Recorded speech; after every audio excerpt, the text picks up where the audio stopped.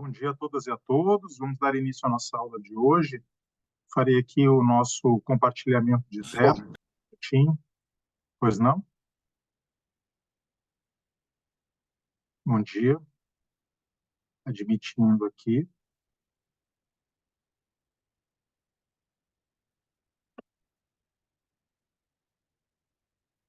Perfeito, eu acho que vocês já conseguem visualizar o nosso roteiro.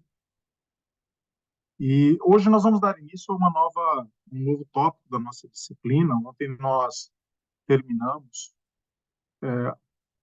alguns tópicos referentes às competências de jurisdição no processo penal e hoje vamos dar início aos atos de comunicação processual e, se der tempo, nós queremos ainda falar um pouco a respeito dos prazos no processo penal em data de hoje, se houver tempo hábil. Tá?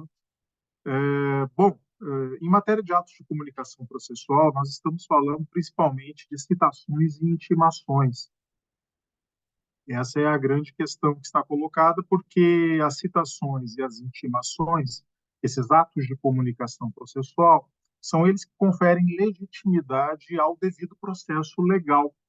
Sem atos de comunicação processual, o próprio devido processo legal ele fica capenga, ele fica, de alguma maneira, ele fica manco na medida em que falta legitimidade de participação, de contraditório, de possibilidade do contraditório e de possibilidade de ampla defesa, principalmente para o acusado, já que nós estamos falando do processo penal e aqui, evidentemente, aqueles conceitos de equilíbrio que existem lá no processo civil, da lide, né, principalmente naquela visão carnelutiana, que ainda vigora bastante no processo civil, não se aplicam aqui de uma maneira tão efetiva.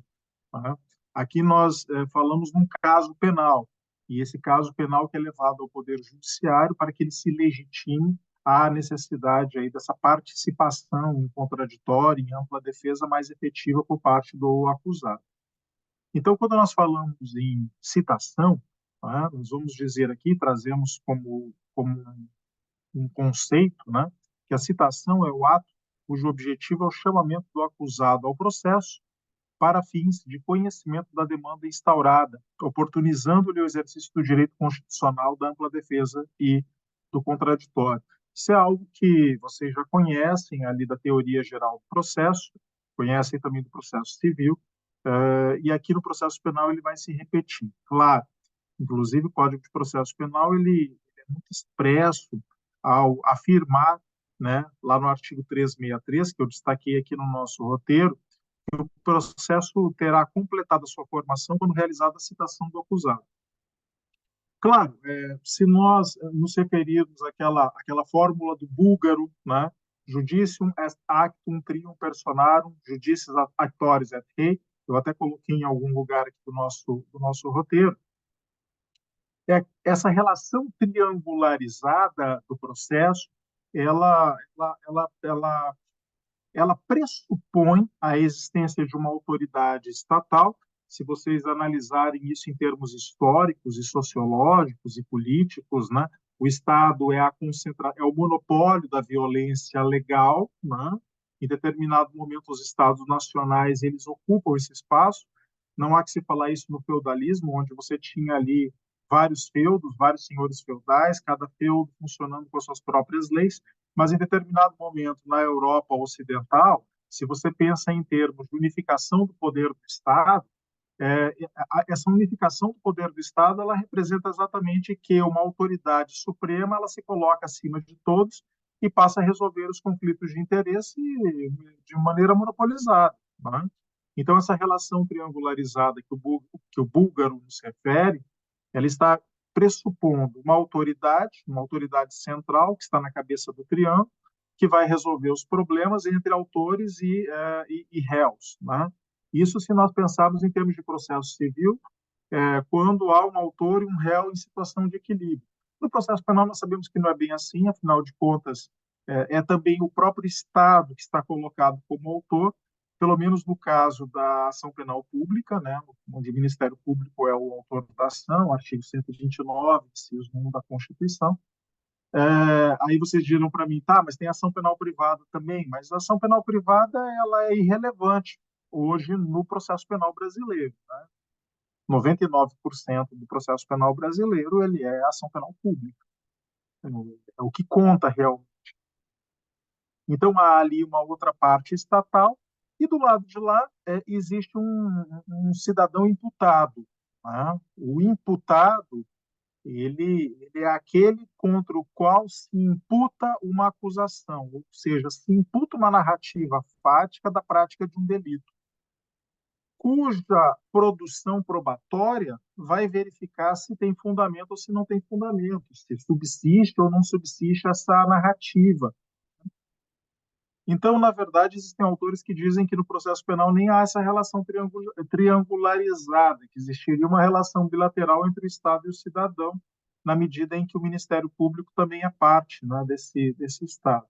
Bom, não vamos entrar aqui nesse território, que eu acho que é um pouco filosófico demais. O que importa é que, na prática, e isso para mim é o mais importante, que vocês tenham um senso prático do processo penal. Afinal de contas, o processo penal é uma pragmática, né? O fato é que o Ministério Público atua como parte e como órgão de acusação. Tá?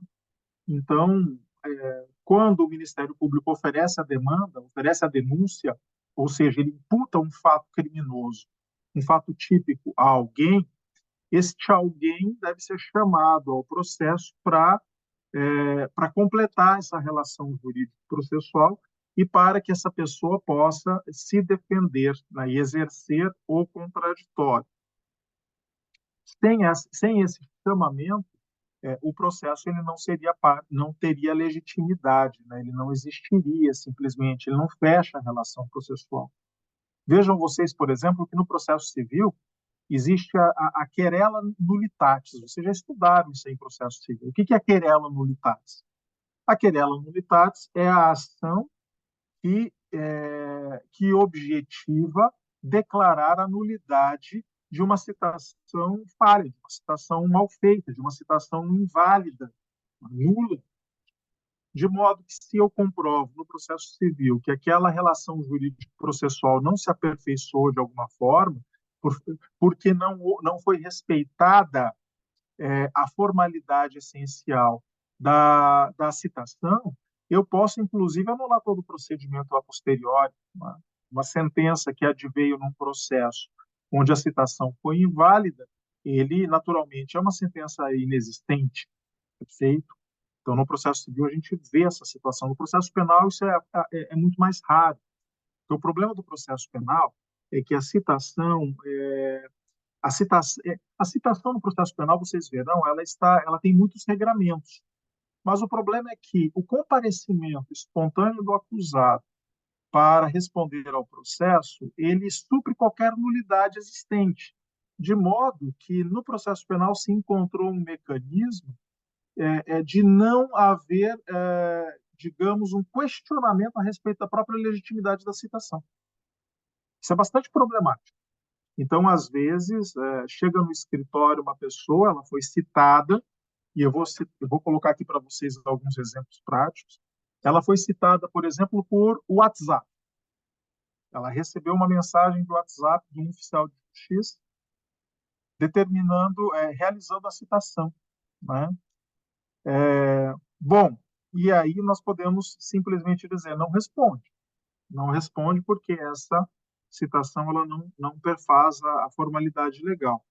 Então, se ele não responder, claro, vai ter consequência. Nós vamos dizer qual é a consequência aqui.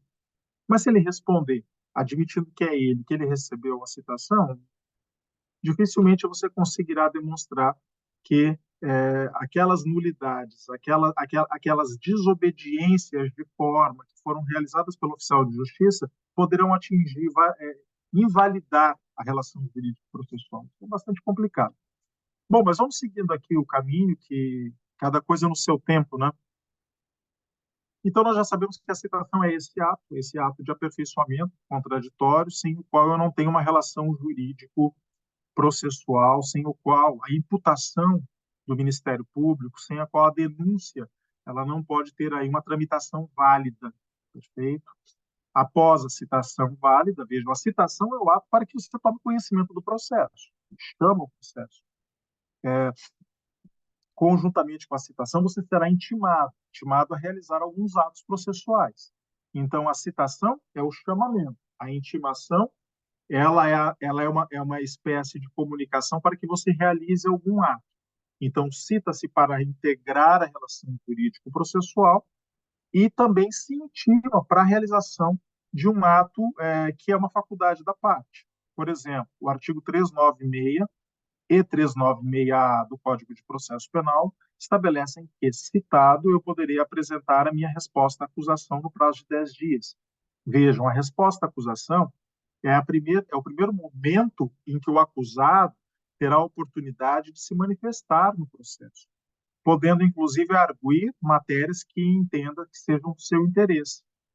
Poderá o acusado, por exemplo, solicitar uma absolvição sumária, digamos que haja lá uma causa é, excludente, por exemplo, de antijuridicidade provada nos autos de antemão.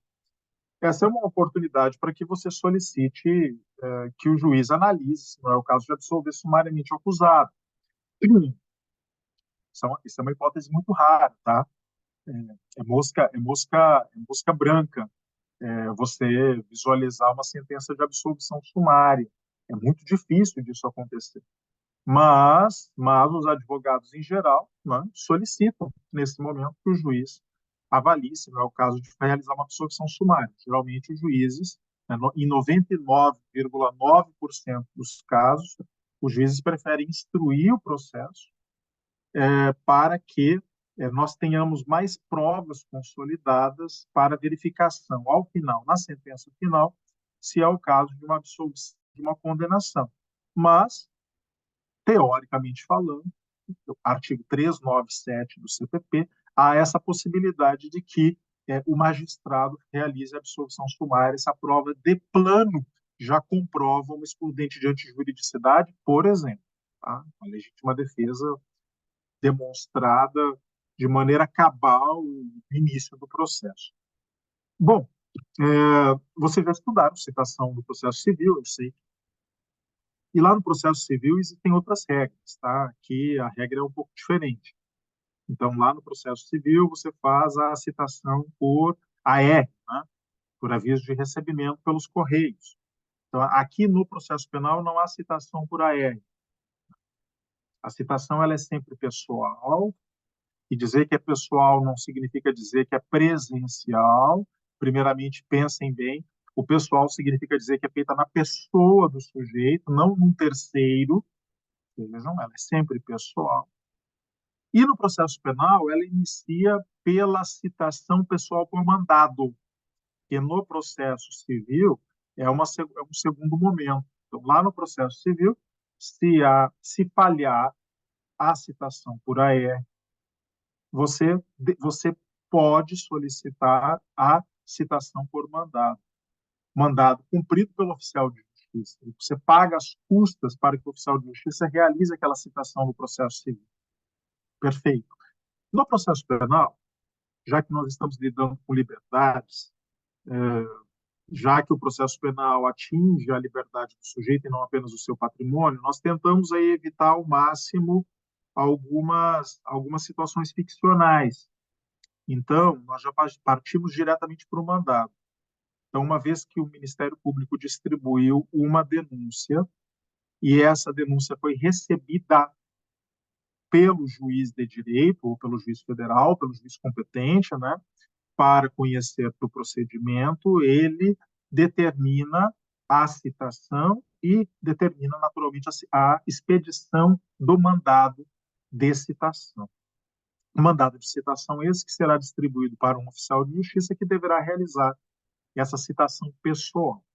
Então, durante muito tempo, hoje, daqui a pouco eu vou falar sobre os meios eletrônicos, né? Mas vamos partir aqui da regra geral do Código de Processo Penal antes de falarmos dessas formas eletrônicas, tá?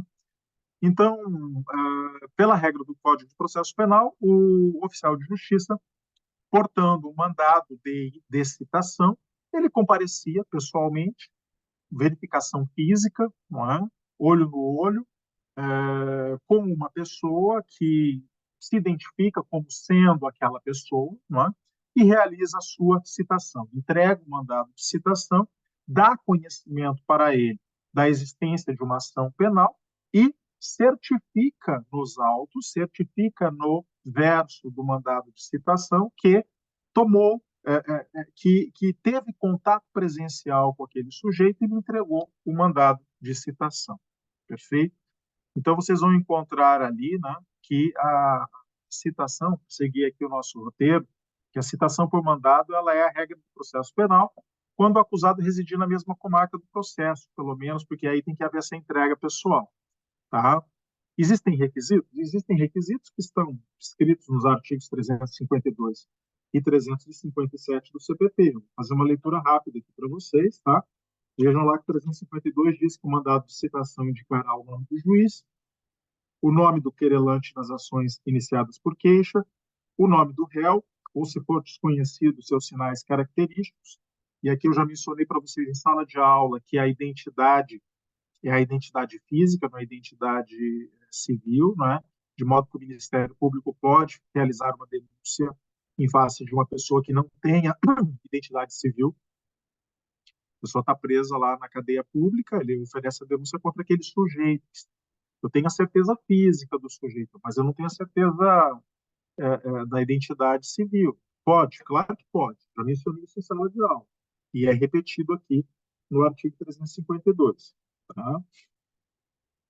4. A residência do réu, se for conhecida. 5. O fim a que é feita a citação. Para que a citação é feita? E é feita para que ele responda a um processo criminal. O juiz e o lugar, o dia e a hora em que o réu deva comparecer. E, enfim, a subscrição do escrivão e a rubrica do juiz. Vejam vocês que aqui a rubrica do juiz ela é necessária, o juiz precisa assinar o mandato. Existem algumas situações onde se delega, não é, o mandado de citação a um terceiro que não seja o juiz, e há que se questionar se há legalidade nesse tipo de citação, tá? Realizada assinada simplesmente pelo escrivão, por exemplo, sem uma rubrica do magistrado, sem que o magistrado rubrique. Perfeito? Essa é uma questão muito interessante a observar. Essas regras aqui que aparecem no 352, eu quero que vocês anotem aí, elas são aquilo que nós chamamos de requisitos formais. A forma, a forma de um mandado de citação. O que o mandado de citação precisa conter, minimamente, para que ele seja um mandado de citação? Alguns chamam também esses requisitos de requisitos intrínsecos do mandado de citação. Tá? Eu prefiro a terminologia requisitos formais, tá? Mas não está errado requisitos intrínsecos também do mandado. No 357, nós vamos encontrar os requisitos de cumprimento, tá?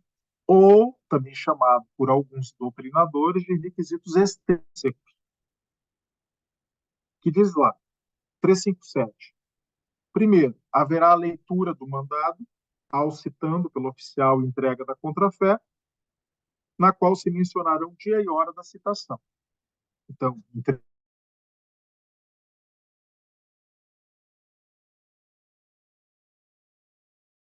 o que tem que conter no mandado? Agora é como cumpre.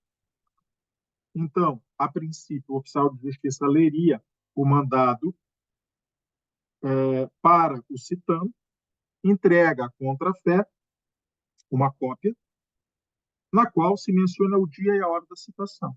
Então, veja, o citando ele pode não querer assinar o recebido, mas o oficial de justiça, como tem fé pública, ele pode certificar que houve a citação. E essa certificação pelo oficial de justiça, ela vale como assinatura realizada no mandado. Então, não adianta querer dizer, não vou assinar o mandado de citação, me recuso.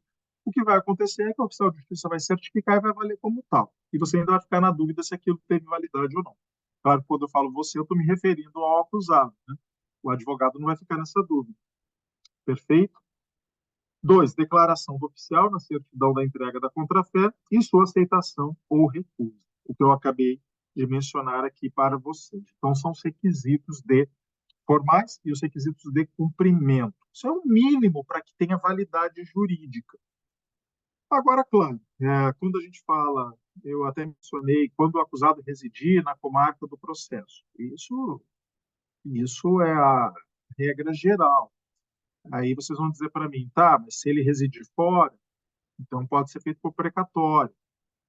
Reside em outra comarca, expede a precatório. Ou reside no exterior, expede a rogatória. Mas pelo menos, veja, pelo menos aqui, quando a gente fala em expedição de precatória, quando a precatória chega na outra comarca, qual é a forma de execução dessa precatória? É que nós acabamos de mencionar. Então, assim, o oficial de justiça, eu deprequei o ato, eu aqui, juiz da primeira vara criminal de Florianópolis, deprequei uma citação para o juiz da primeira vara criminal de Belém do Pará. O que o juiz de Belém do Pará vai fazer? Ele vai expedir o mandado de citação, não é? E vai determinar que o oficial de justiça compareça até o endereço do sujeito e realize a citação da mesma maneira que o oficial de justiça de Florianópolis faria se ele aqui residisse. Então, a precatória e a rogatória são apenas o ato de comunicação para um juiz, né, que não para um outro juiz que não aquele o da comarca no qual o processo tramita. Só. Mas a execução, a forma da execução é a mesma, citação por mandado. Tá? Não há diferença alguma aqui, não há qualquer problema nesse sentido. O que acontece é que hoje está muito facilitado isso. Né? Antigamente, uma precatória e uma rogatória também, elas demoravam mais, né? Porque elas tinham que ir por malote, isso era extremamente lento. Hoje é tudo feito por sistema eletrônico. Então, você expede uma precatória, ela automaticamente chega por via eletrônica para o juiz em qualquer parte do país, e aí ela é executada. A rogatória é mais complicada, porque na rogatória, às vezes, ela precisa, às vezes não, ela precisa passar, não é? O Poder Judiciário precisa entregar para o Ministério das Relações Exteriores, o Ministério das Relações Exteriores tem que manter contato com outro Ministério das Relações Exteriores, chega no Ministério das Relações Exteriores, distribui para o Judiciário local, verifica quem é o juiz competente para executar aquele ato em carta rogatória. Então, a rogatória é mais complicada. Eu tenho um processo, eu atuo como advogado, processo grande de tribunal do júri, homicídio, né, que está para ser julgado, inclusive estava pautado para ir a plenário em outubro do ano passado, e inclusive acabou não acontecendo o tribunal do júri em outubro do ano passado, porque demorou tanto para ser executada a carta rogatória, todos os réus, todas as testemunhas são estrangeiros. Tá? São vários réus, várias testemunhas, todos estrangeiros. O juiz expediu a carta rogatória com praticamente 6 meses de antecedência, mas não foi suficiente para que essa rogatória fosse cumprida no país de destino. Então, veja que, basicamente, aí nós estamos tendo que expedir com 1 ano de antecedência uma rogatória para que ela possa ser bem cumprida, né, para que nós possamos ter aí o retorno dos atos processuais para cá. Mas quando é precatória, hoje, dentro do Brasil, não vai ter esse problema, não haveria essa necessidade de tanto tempo assim. Mas saibam vocês que precatória e rogatória, para que nós possamos deprecar ou rogar o ato para autoridades diferentes daquela que processam o feito. Se o réu estiver preso, tá? Se o réu estiver preso, ele deverá ser citado pessoalmente no local de sua prisão. Tá? Então, é o que diz o artigo 360 do Código de Processo Penal. Se o réu estiver preso, será pessoalmente citado. E aqui não vale qualquer tentativa de citá-lo por WhatsApp. Afinal de contas, a princípio, ele não pode estar portando o celular dentro da cadeia. Tá?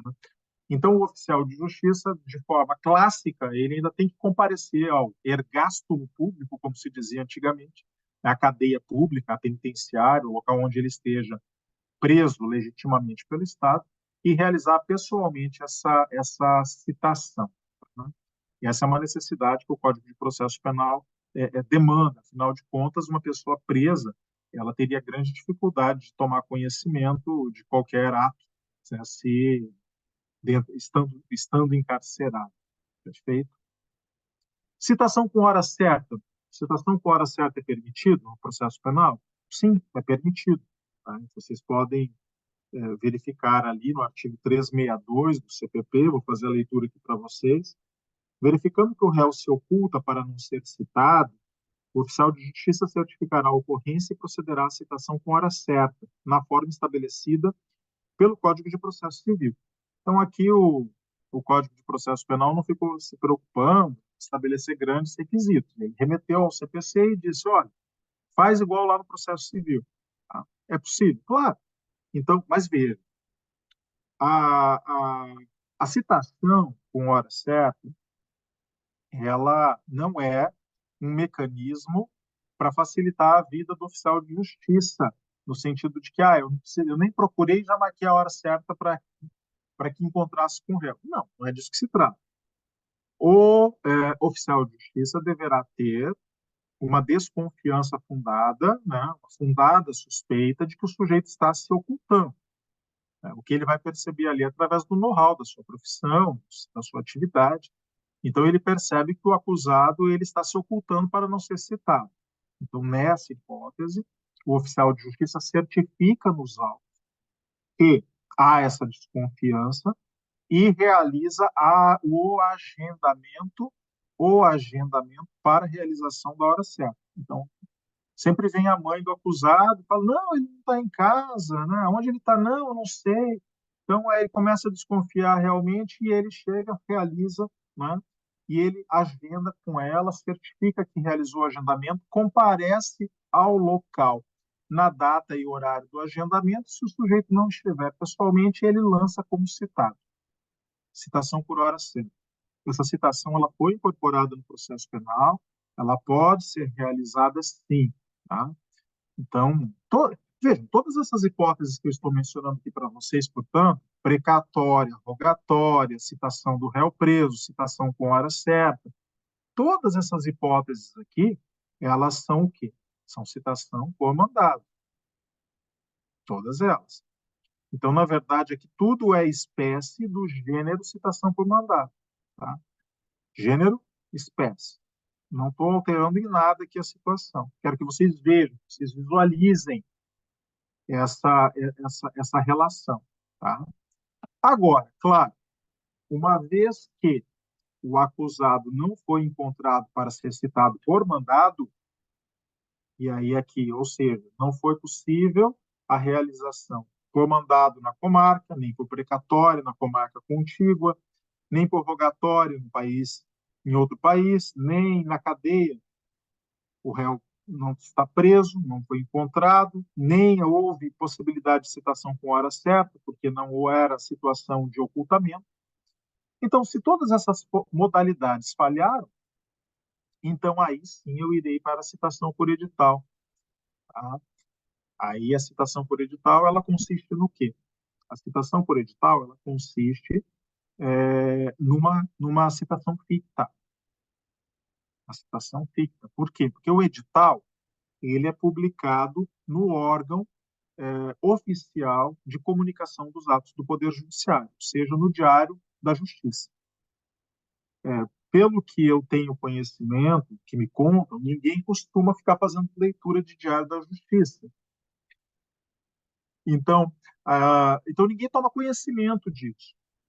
Ninguém toma conhecimento real, efetivo, de que foi citado por edital. A citação por edital é uma ficção. Né? O que acontecia antigamente?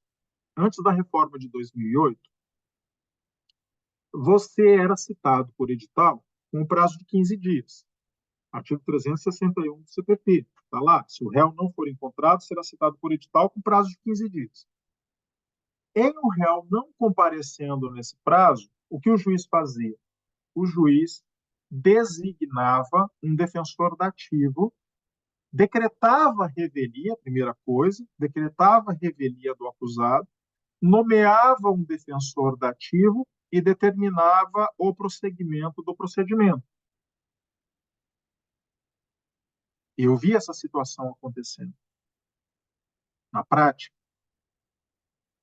E aí não era incomum que um dia você fosse para um aeroporto fazer uma viagem internacional e ao apresentar o passaporte ou a passagem, viesse a Polícia Federal e dissesse, não, tem um mandado de prisão aqui contra o senhor. Mandado de prisão? Prisão o quê? Uma prisão transitada em julgado, na comarca tal. Mas eu não tenho conhecimento disso. Não, mas tramitou um processo criminal na comarca tal, no ano tal, o senhor permaneceu em revelia, o juiz decretou a sua revelia, porque o senhor não foi encontrado, foi citado por edital, e houve o advento de uma sentença penal condenatória, houve recurso, mas transitou em julgado e o senhor está condenado numa pena criminal. E o sujeito levava um susto por tomar conhecimento da existência de uma sentença criminal transitada em julgado dessa maneira. Eu vi isso acontecer. E isso era um problema. Eu não preciso realizar grandes argumentos aqui com vocês para mostrar que isso é um grave problema. Então, a reforma de 2008, ela modificou essa sistemática, né? Modificou. Então, hoje, vigora a sistemática do 366 do CPP. Abram lá no código, vejam, acompanhem. Né? Quando o 366 diz o seguinte, o 366 ele quebra, ele revoga o processo por revelia por falta de citação.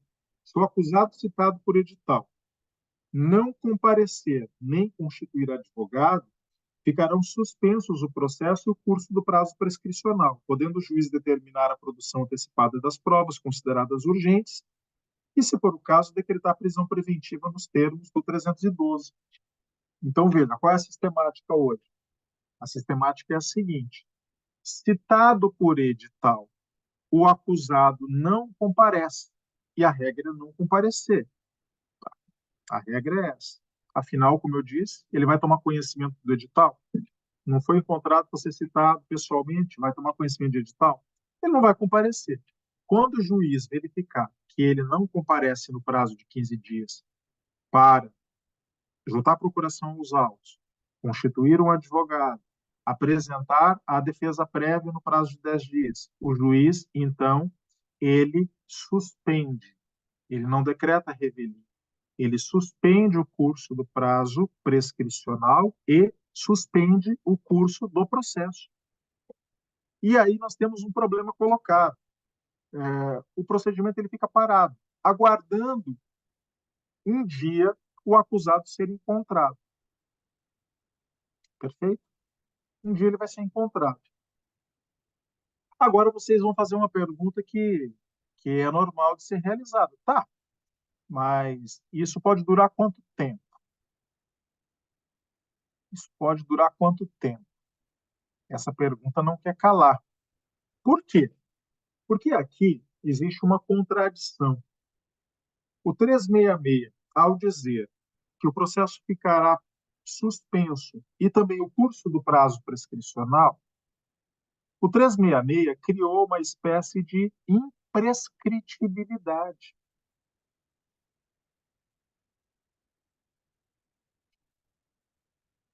Vejam, ele está dizendo aqui que o crime se torna imprescritível. Tá suspenso o curso do prazo prescricional. E se o sujeito aparecer só daqui 30 anos? Então ele vai responder pelo processo daqui 30 anos? E esse prazo prescricional vai ficar suspenso ad eterno? Olha, só a Constituição da República pode estabelecer imprescritibilidades. A lei infraconstitucional não pode fazê-lo. E realmente a Constituição brasileira ela estabelece.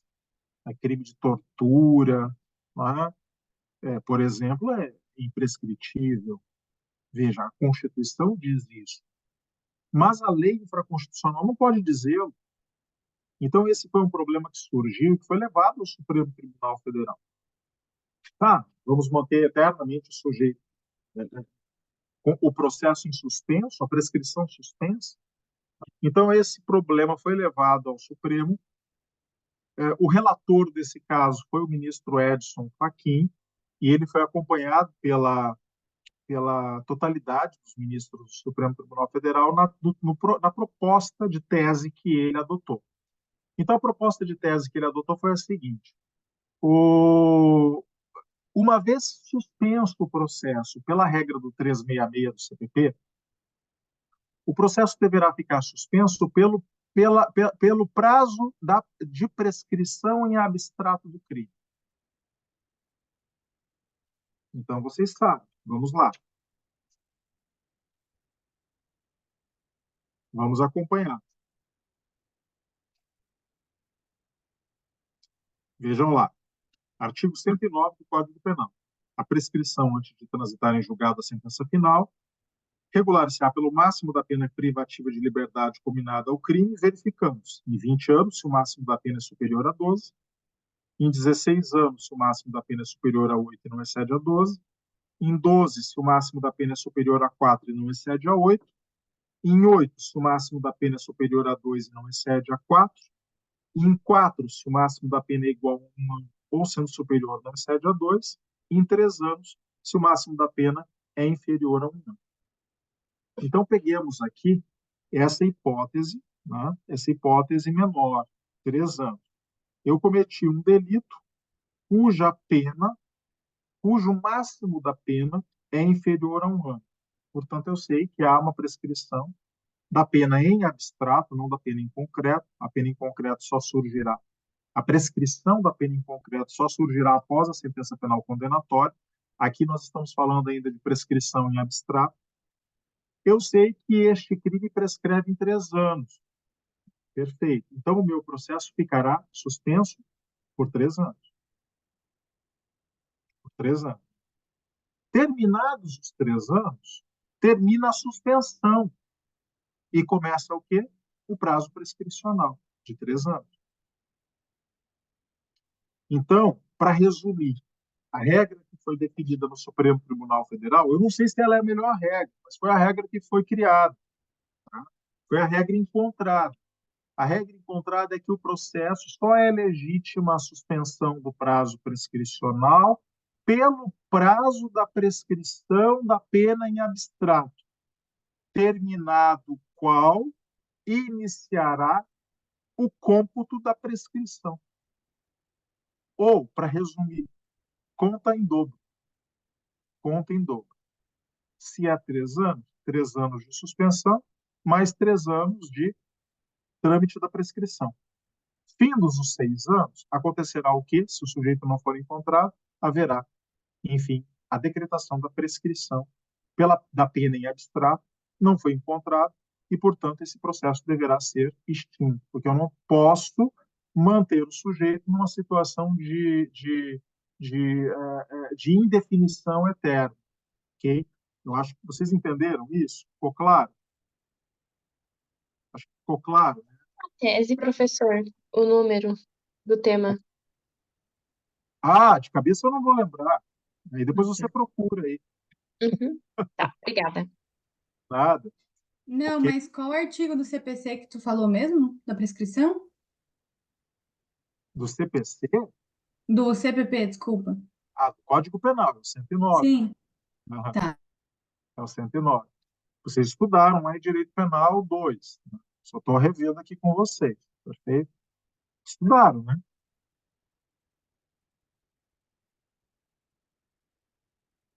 Silêncio, né? Nessas horas ninguém fala. Quando eu pergunto, aí todo mundo fecha a filmadora e fica quieto. Se estivesse no presencial, eu ia encher o saco de vocês, mas tudo bem. Aqui vocês conseguem se esconder de mim. Na sala de aula vocês não se escondem. Tá? É por isso que eu não gosto de aula aqui online. A aula presencial é diferente, mas tudo bem. Professor, é que se a Pois gente não. pensasse como foi Penal 2, acho que o senhor chorava. Sério? Sim, foi horrível. Então volta e estuda. Não tem jeito. Vocês vão se formar aí, vão ter que fazer concurso e vão ter que conhecer Penal 2. Não tem escapatória. A professora em Penal 3 teve que redar pra gente toda a dosimetria da pena, só pra ter uma noção.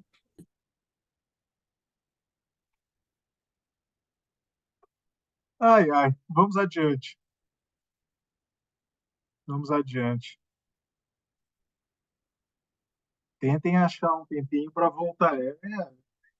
problema. Depois vocês vão fazer concurso, vão ter que fazer cursinho aí preparatório para rever aquilo que já deveriam saber. Tudo bem, vamos lá. Bom, perfeito, entenderam? Procurem aí para mim o número do recurso. Eu acho que é um recurso extraordinário, né, do Edson Fachin, vocês vão encontrar aí. Depois vocês compartilham entre vocês, tá? Essa questão que eu mencionei aqui. Eu estou mencionando de cabeça, né? E aí, de cabeça, eu não vou lembrar o número do recurso extraordinário. Né?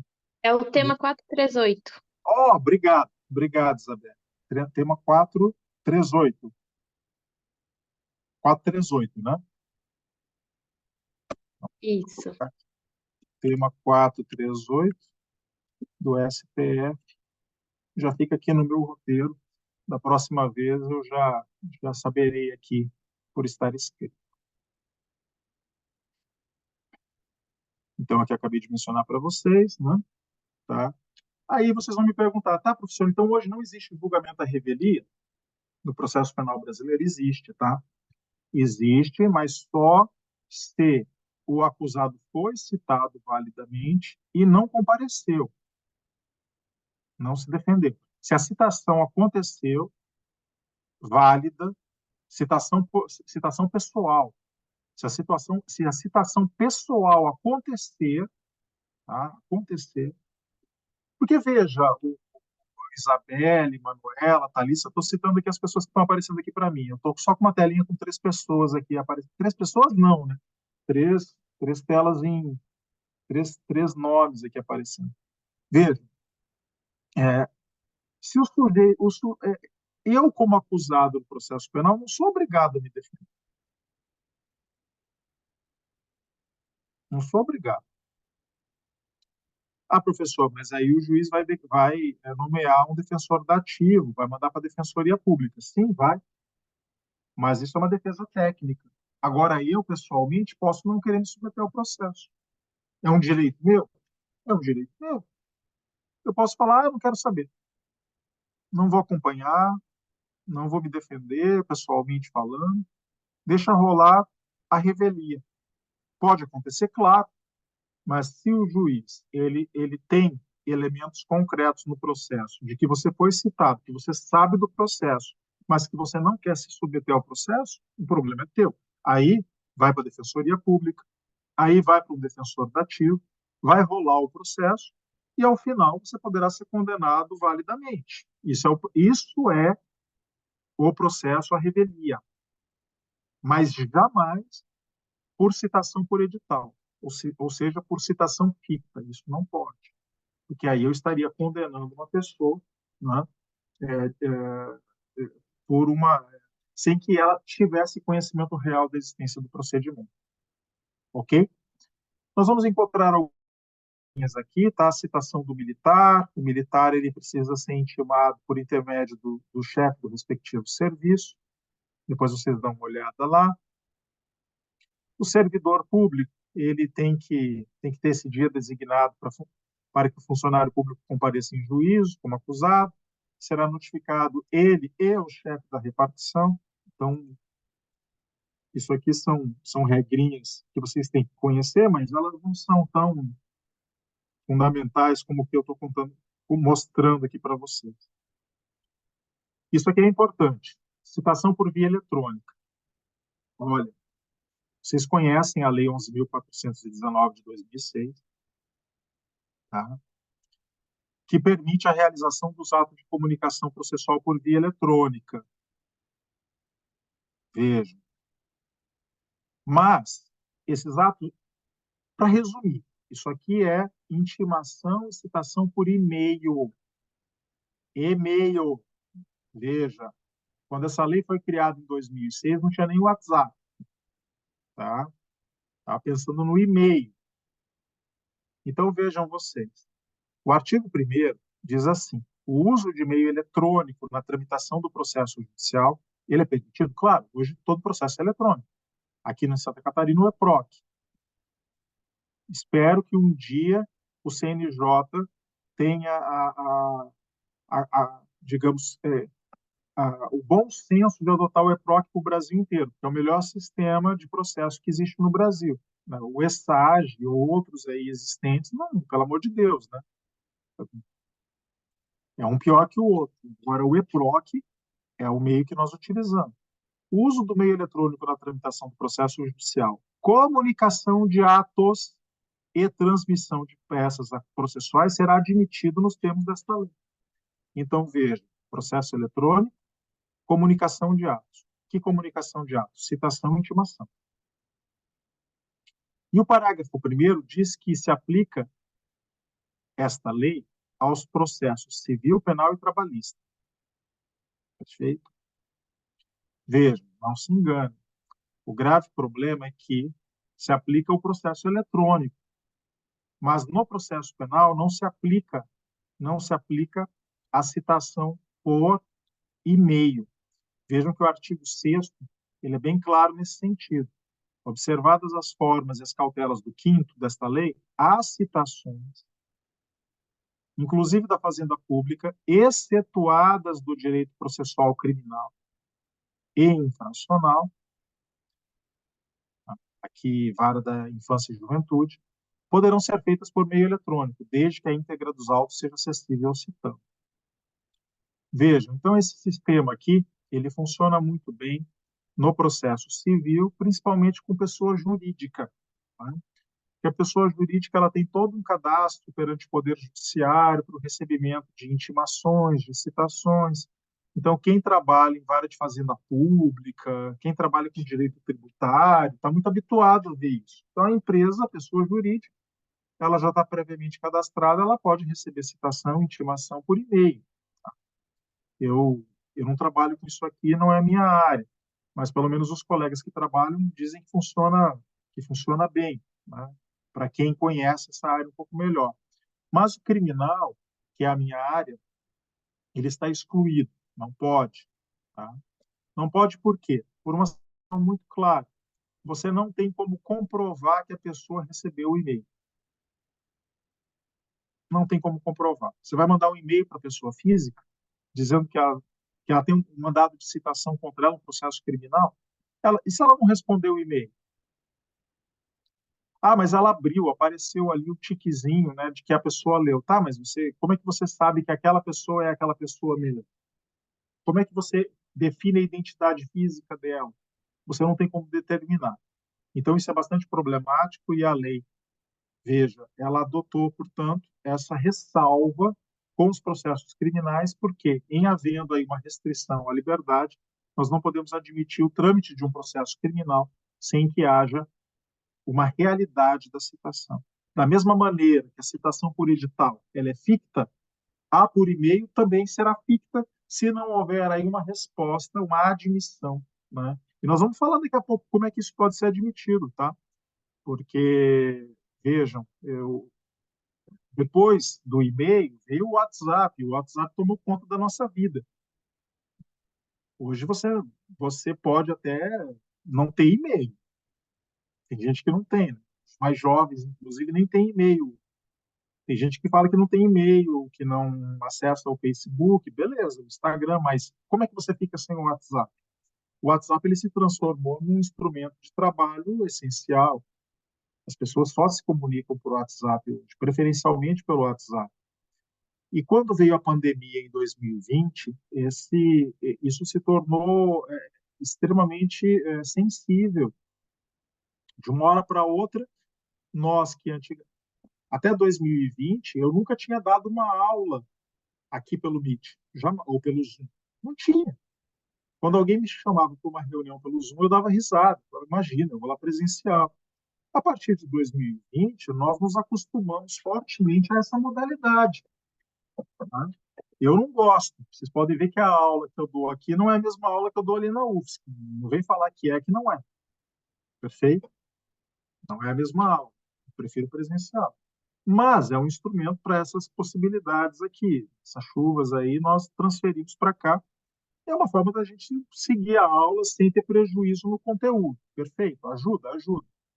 Bom, mas voltando aqui à questão do WhatsApp. Por que eu estou falando isso? Porque outra situação é a citação por WhatsApp. Tá? Porque a citação por WhatsApp ela foi admitida pelo Código de Processo Civil. Está lá no artigo 246. Eu até coloquei aqui para vocês, ó, está prevista. O CPC admite a citação no processo civil por WhatsApp. Mas no criminal nós não temos previsão legal. Tá? Tem um artigo correlato no CPP. E aí vocês vão falar para mim, tá, mas não posso aplicar analogicamente o CPC? Nessa matéria é complicado, porque nós estamos falando aqui exatamente que a lei, em geral, exclui o processo criminal dessas regras ficcionais do processo civil. Então, não dá para você fazer uma transferência pura e simples. Então, lá no início da pandemia, vocês podem ver aqui a data, esse acórdão é de 9 de março de 2021, a pandemia estava rolando, né? Início da pandemia, começou em 2020, e aí surgiu esse habeas corpus, originário do Distrito Federal, né, lá no STJ, que questionou a atitude de um oficial de justiça que realizou uma citação por WhatsApp no crime. Então, todo mundo começou a fazer isso. O pessoal descobriu a existência do 246. E aí veio um oficial de justiça gaiato, falou, vou fazer aqui no crime também, vou aplicar analogicamente o 246 por conta. Fez a citação, o processo começou a tramitar, mas houve um questionamento. Né? Esse questionamento foi feito no habeas corpus, que caiu na relatoria do ministro Ribeiro Dantas, tá? Foi o relator do HC, e neste habeas corpus se chegou à conclusão de que realmente a citação por WhatsApp no processo criminal é complicada. E é complicado exatamente porque nós não podemos admitir ficções. Nós temos que ter certeza física de que o acusado realmente recebeu aquele mandado de citação. Então, o ministro Ribeiro Dantas propôs um regramento jurisprudencial, já que a lei não prevê. Se vocês perguntarem para mim, qual é a sua opinião, professor? Eu vou dizer para vocês, gente, não faz mais sentido você não admitir a citação por WhatsApp. Tem que ter. Mas o problema tem que ter, mas você tem que ter a certeza física de que o sujeito recebeu e se identificou e realmente tem conhecimento daquilo. Tá? Então, veja só, foram propostas aqui as seguintes questões. Para que uma citação por WhatsApp no crime tenha validade, você precisa seguir as regras do 352 e do 357. Eu fiz a leitura aqui hoje para vocês. O que é o 352? Requisitos formais do mandado. Tem que ter um mandado. Por que eu vou dispensar? O WhatsApp, não, veja, o oficial de justiça não vai bater papo comigo. Eu sou oficial de justiça fulano de tal, aqui, ó, eu estou te citando aqui de uma ação criminal. Isso aí é informal. Eu tenho que ter formalidade. Eu tenho que seguir a regra do 352 e tenho que seguir a regra do 357. Isso é óbvio. Tá? Então, qual é a primeira questão? A identificação do oficial de justiça na mensagem. O oficial de justiça manda a mensagem para o citando e se identifica. Meu nome é fulano de tal, oficial de justiça, matrícula tal, vinculado ao TJ de Santa Catarina, e tenho aqui em mãos um mandado de citação. Veja. E remete este mandado de citação em PDF para o sujeito. Isso é possível de ser feito no WhatsApp? Óbvio, fazemos isso todo dia. Trocamos figurinha e documentos todos os dias pelo WhatsApp. Se identificou, remeteu para o interlocutor, para o citando, o mandado de citação pelas regras do 352 e obedecendo as regras do 357. Mas basta isso? Não, não basta.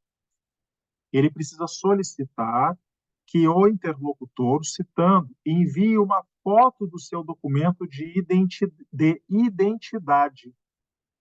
Veja, por quê? Eu não sei com quem eu estou conversando.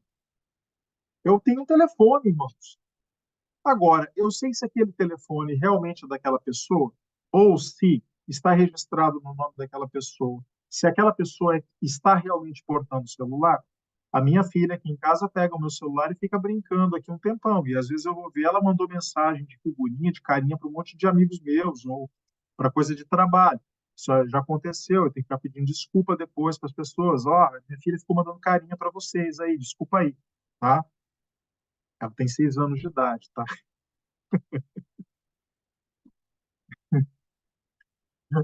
Vejam. Então, eu tenho que ter essa certeza. Se eu não tiver essa certeza, eu não sei quem está do outro lado. Então, o oficial de justiça remete o mandado, se identifica, remete o mandado e solicita que o interlocutor envie uma identidade. Preferencialmente também uma selfie, né? Ficaria perfeito. E também solicita que o interlocutor envie um termo de ciência inequívoca da citação, que aqui eu acho até que foi um pouco exagerado, né? Porque o ministro ele falou assinado de próprio punho, então ele queria, ó, que a pessoa escrevesse num papel, né? Declaro que recebi a citação, assina e envia. Então essa é uma regra, né? Que foi definida ali no STJ e foi aceita unanimemente pelos ministros naquele momento. Então, o que eles estão dizendo? Eu quero ter certeza que esse sujeito foi realmente citado, que ele tomou conhecimento da mensagem do WhatsApp. Se não houver essa certeza e o processo tramitar, eu vou chegar lá no final, vou ter uma sentença penal condenatória e depois vai vir um advogado e vai questionar, vai ingressar com habeas corpus, vai ingressar com uma revisão criminal e vai dizer não, essa sentença é inválida. Por quê? Porque eu não tenho uma prova cabal de que o sujeito foi realmente citado lá no início. O meu celular pode ter sido furtado, o meu celular pode estar em mãos de terceiro. Eu posso realmente, como eu falei, dentro da família alguém está olhando e aí alguém abriu ali, desmarcou a mensagem e a mensagem. Tudo pode acontecer. De modo que sem esses requisitos, sem essas precauções, eu não tenho como afirmar que aquela situação aconteceu realmente. Ok? Olha, isso aqui é velho, tá? Eu não sei se ainda está em vigor, mas uma vez eu encontrei essa circular do Tribunal da Corregedoria Geral de Justiça do TJ de Santa Catarina. Eu acho que eu encontrei, inclusive, numa decisão de uma desembargadora, não lembro se foi a doutora Denise, que citava 178/2022. Na época, eu acessei pela internet e a encontrei, e realmente ela proibia, né? Ela proibia a realização da citação no crime por WhatsApp em Santa Catarina. Ela é de 2022, veja. Só que eu tenho procurado essa circular aí nos últimos tempos pela internet e não tenho encontrado. Então, eu não sei se ela foi revogada, se ela desapareceu, tá? Mas o fato é que ela já existiu aqui em Santa Catarina proibindo a citação por WhatsApp, tá? Eu não vejo problema algum dela acontecer na medida em que o STJ já gabaritou que, respeitando esses requisitos aqui, ela poderia ser efetivada, tá? Mas só para que vocês tomem conhecimento aí. Vocês que estão bons de internet podem depois fazer uma busca. E aí eu vou ficar. Estou na curiosidade para saber se essa circular foi revogada ou não foi revogada, como é que está. Vejam, daqui a pouco eu até ia mencionar daqui a pouco, quando falasse das intimações, já vou entrar em intimação, vou falar. A Polícia Civil de Santa Catarina, ela está utilizando intimações e investigações por WhatsApp. Então, você recebe. A partir do ano passado, inclusive. Você hoje pode receber uma intimação da Polícia Civil de Santa Catarina para comparecer na delegacia. Está sendo utilizado.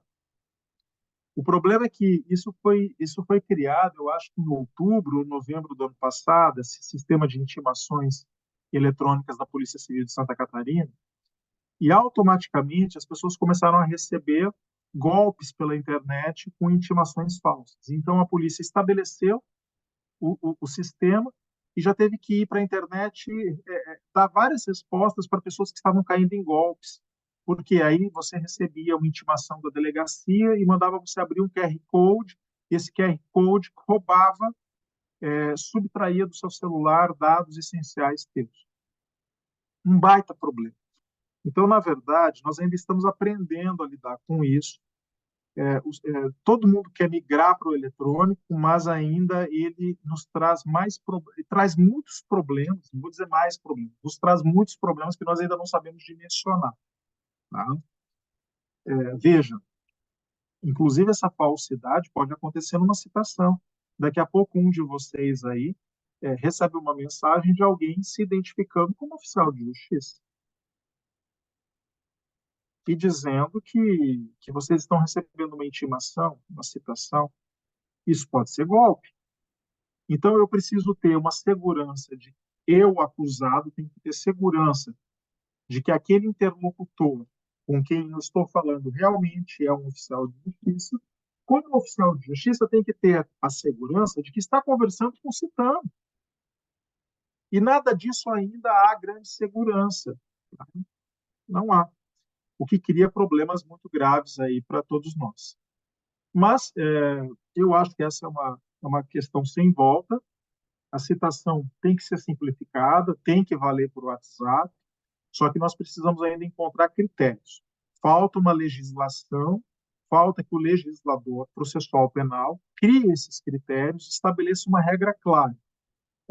Pessoal, no direito tudo pode no direito, desde que não seja inconstitucional, tudo pode.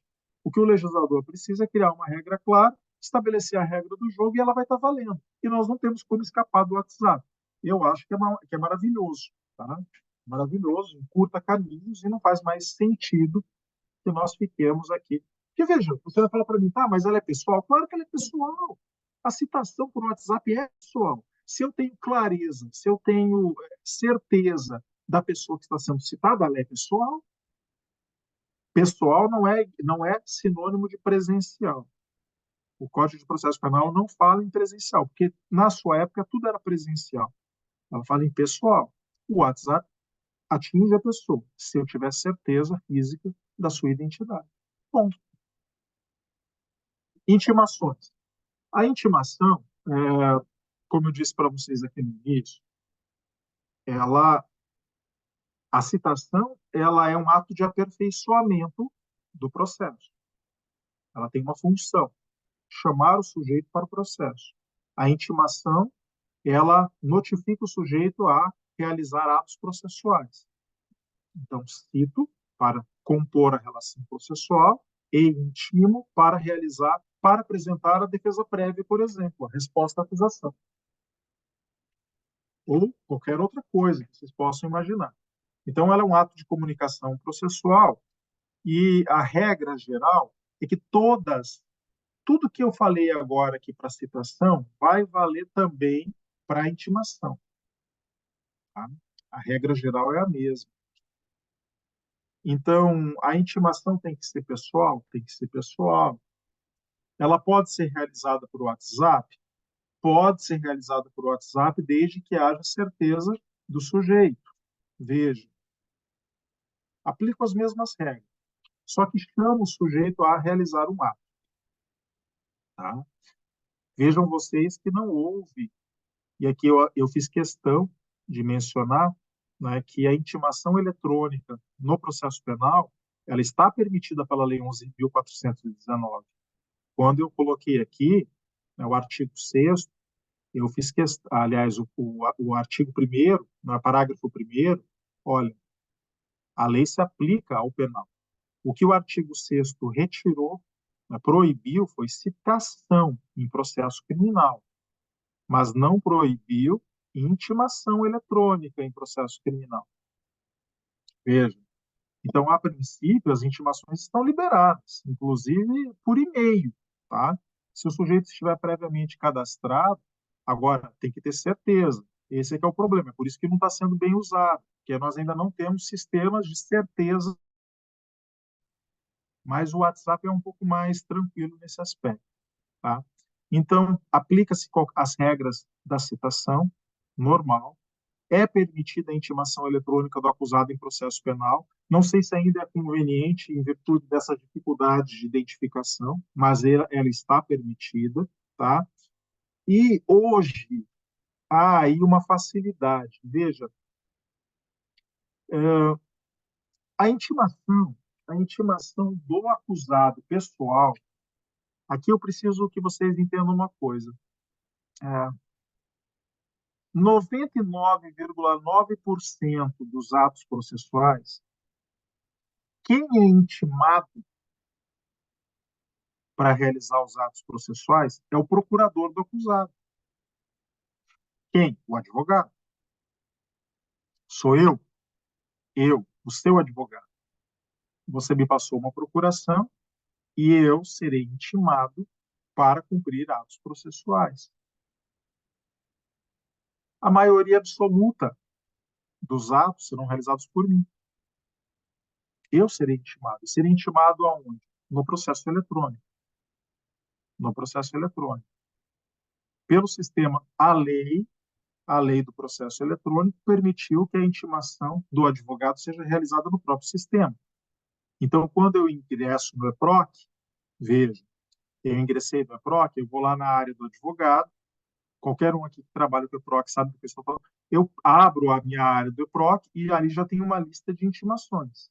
Intimações que já estão abertas, intimações que estão fechadas, e eu sou automaticamente intimado pelo sistema.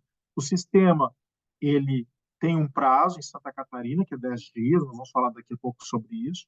Uma vez disponibilizada a intimação, ele fica 10 dias disponível. O advogado ele pode abrir ou não abrir, mas se ele não abrir depois dos 10 dias, ele abre automaticamente e dá por intimado o advogado. E aí ele começa a correr o prazo para o cumprimento do ato. Intimado pelo sistema. E não vou poder alegar, eu não tomei conhecimento. Olha, se você não acessou o EPROC e não tomou conhecimento, o problema é teu. Tá? Porque, afinal de contas, a lei determina que você tem que acompanhar, você é um profissional e não tem desculpa para não ter acompanhado o ato. Mas acontece que alguns atos, poucos atos, deve acontecer a intimação pessoal do acusado. É aí que surgem problemas, tá? E que nós vamos falar aqui a partir de agora.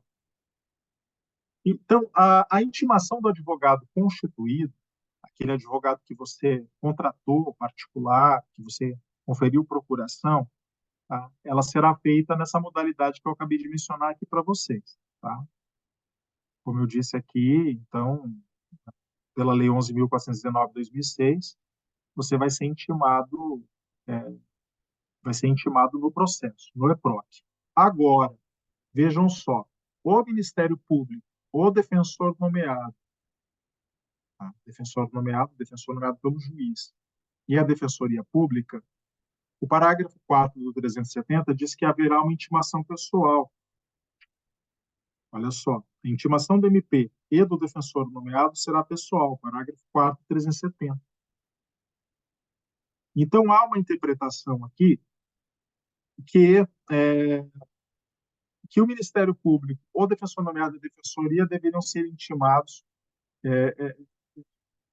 pessoalmente, ou seja, não intimados pelo sistema EPROC. Isso aqui é complicado e, basicamente, o STJ não está mais aceitando.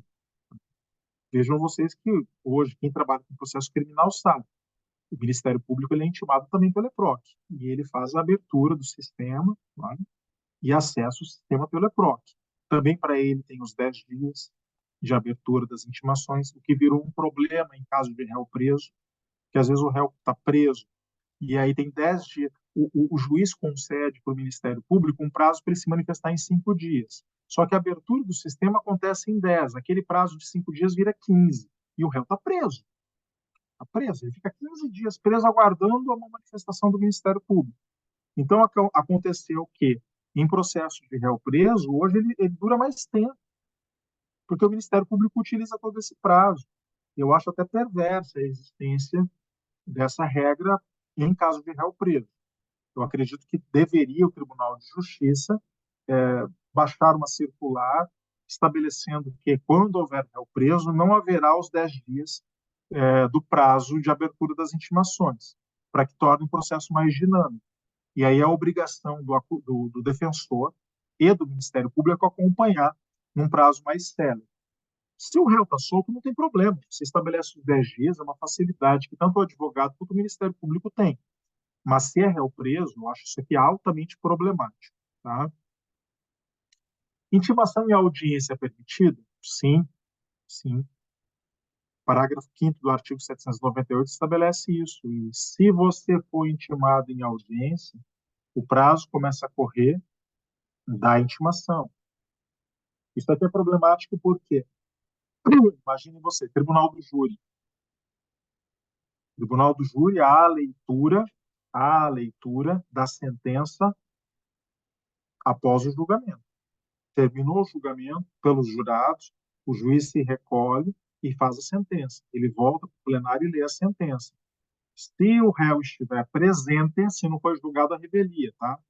Se não foi julgada a revelia, se ele estiver ausente, não. Mas se ele estiver presente, ele sai intimado do ato.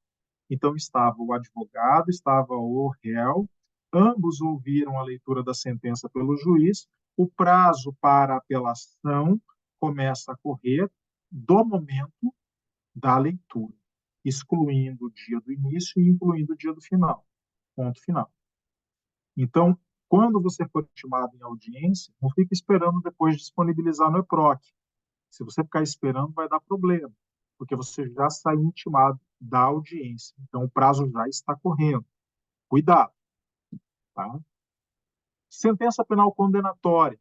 Isso aqui é o maior problema que existe na jurisprudência brasileira, tá? Que é o 392. E por que isso? Olha só. Eu vou até dar um salto aqui para mostrar para vocês as contradições do processo penal. Tá? Quer ver? Olhem só o tamanho desse problema. Deixa eu achar aqui. É o problema da dupla intimação. Olha só. Se vocês abrirem o 399 do CPP, vocês vão verificar que o Código de Processo Penal exige que tanto o réu quanto o seu defensor sejam intimados para audiência de instrução e julgamento. Ah, mas só foi intimado o acusado, o defensor não foi. Essa AIJ será nula.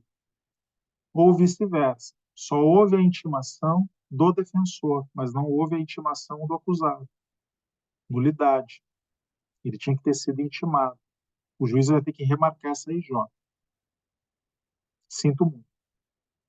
Artigo 420, inciso 1 do CPP, sentença de pronúncia no tribunal do júri. Tem que haver dupla intimação. Ou seja, tem que ser intimado tanto o defensor quanto o pronunciado, acusado. Mas, quando nós estamos falando de sentença definitiva, a regra muda. Ou seja, eu sou obrigado a fazer uma intimação dupla para a IJ, uma intimação dupla para a pronúncia, mas nem sempre sou obrigado, ou, minha opinião, não sou obrigado a fazer a dupla intimação na sentença definitiva. Isso aqui cria muito problema. Então, veja, intimação da sentença penal condenatória. Tá? Qual é a regra? Se ele deve ser intimado pessoalmente da sentença, já falamos disso aqui hoje. Então, ele receberá o mandado de citação na prisão e o seu advogado será citado nos autos do processo eletrônico. Então, aqui tem dupla intimação? Tem dupla intimação. Intimação do réu, intimação do defensor. Pessoal, sistematicamente, a única hipótese de dupla intimação da sentença penal condenatória é essa. Se o réu estiver preso. Está claro, está evidente. Tá? O réu será citado na cadeia, será intimado na cadeia, intimação na cadeia da sentença penal condenatória e o advogado intimado no processo eletrônico. Agora, olha só. Se o réu estiver solto, a intimação da sentença poderá ser realizada para ele ou para seu defensor. Então, tem que ficar atento. Se o defensor recebeu, ele vai apelar. Ele não vai ficar esperando o acusado receber. Ou vice-versa. Se foi o acusado que recebeu, ele tem que comunicar ao seu advogado que recebeu a intimação. Porque já vai estar correndo prazo para apelação. Veja. Se o réu não for encontrado, o defensor será intimado. Intimação única, só do defensor. No caso de o réu ser defendido por defensor dativo ou defensoria pública, eu li aqui para vocês o parágrafo 4 do 370, que diz que haverá uma intimação pessoal, mas não é claro se haverá dupla intimação. O que o parágrafo 4 do 370 diz é que há necessidade de intimação pessoal, mas não diz se há necessidade de dupla intimação. Isso gera o maior debate na jurisprudência brasileira. Por quê? Porque a jurisprudência é rachada nessa temática. 2/3 dos tribunais brasileiros entendem que não há dupla intimação, mesmo quando o defensor for dativo ou defensoria pública. 1/3 da jurisprudência brasileira, por cautela, aplica o parágrafo 4 do 370 e diz, não, tem que fazer a dupla intimação. A intimação do defensor dativo ou defensoria pública e do acusado. Olha, como advogado, eu vou dizer para vocês, adotem a postura mais conservadora.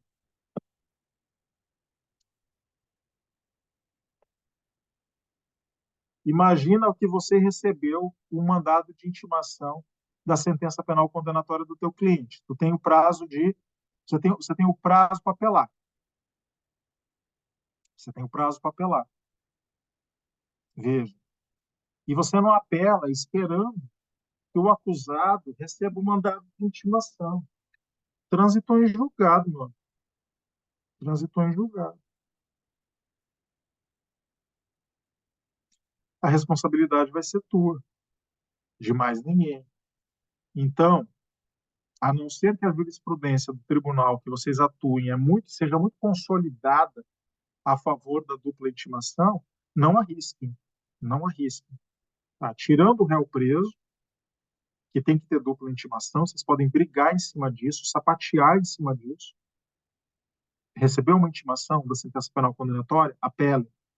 Apele. Não tenho dúvida quanto a isso, para que vocês não caiam em armadilha, em pega-ratão. Você pega ratão total para jogo, ok? E embora, como eu disse para vocês vão encontrar jurisprudência em todos os sentidos. Eu, inclusive, cito aqui um habeas corpus do STJ, ele já é antigo, ele tem 20 anos, onde o STJ, por unanimidade, definiu que tinha que ter a dupla intimação. Intimação do acusado e intimação do defensor. Só que esse acórdão aqui é isolado, tá?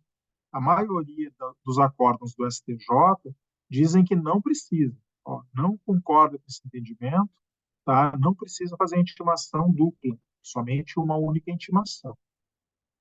Por fim, o ofendido, a vítima, também deverá ser intimado da sentença penal condenatória, da sentença penal, né, condenatória ou absolutória.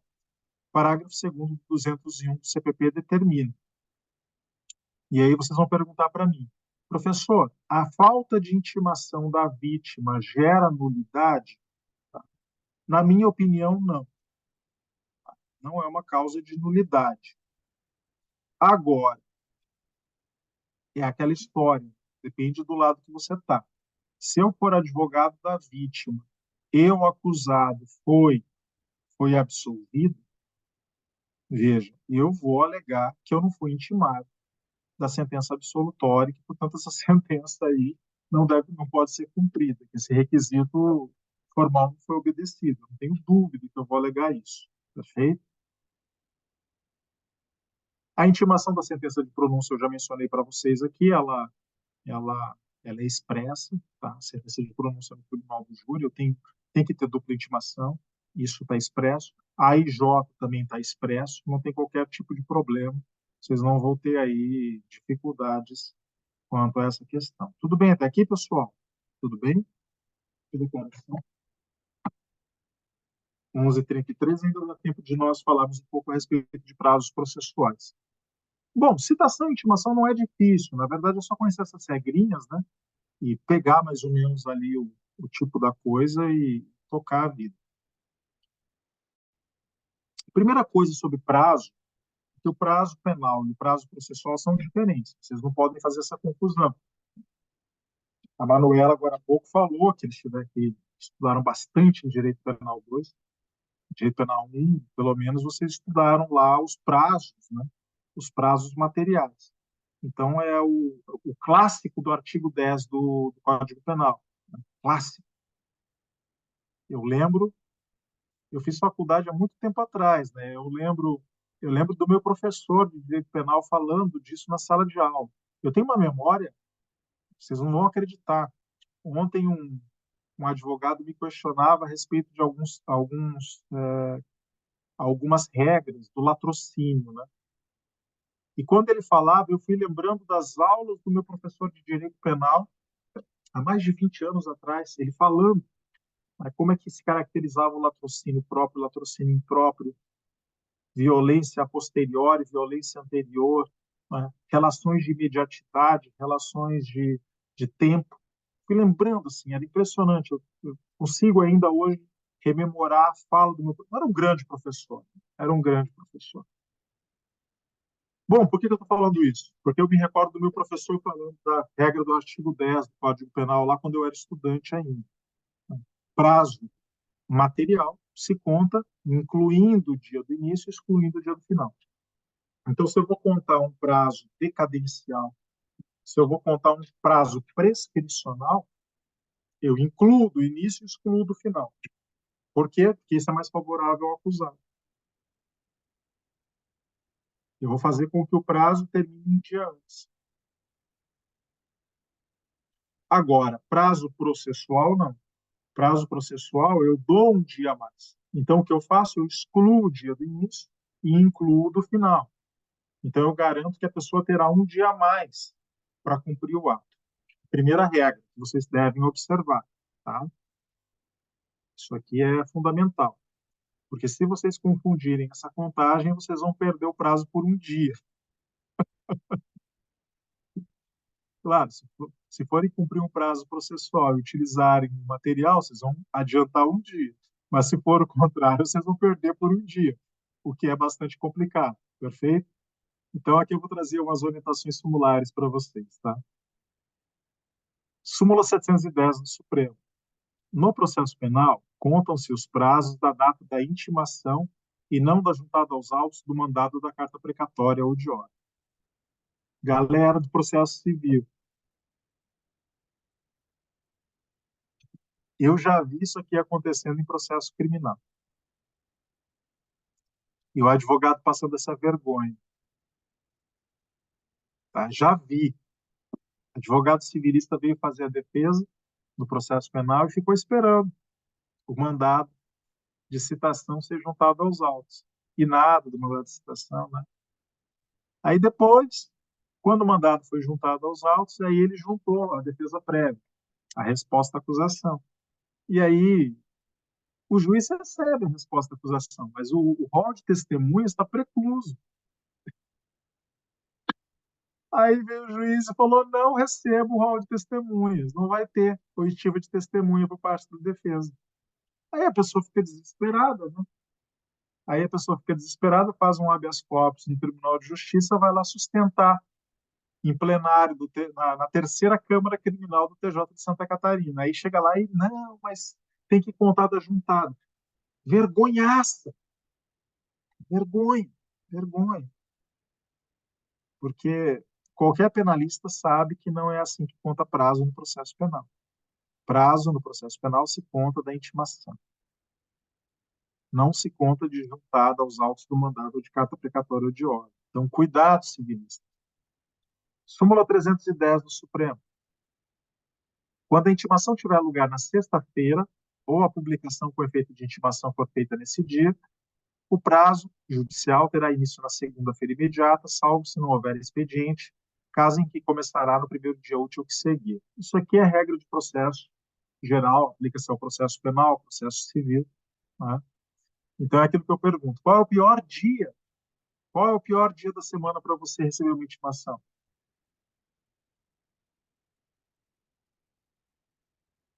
Qual é o pior dia?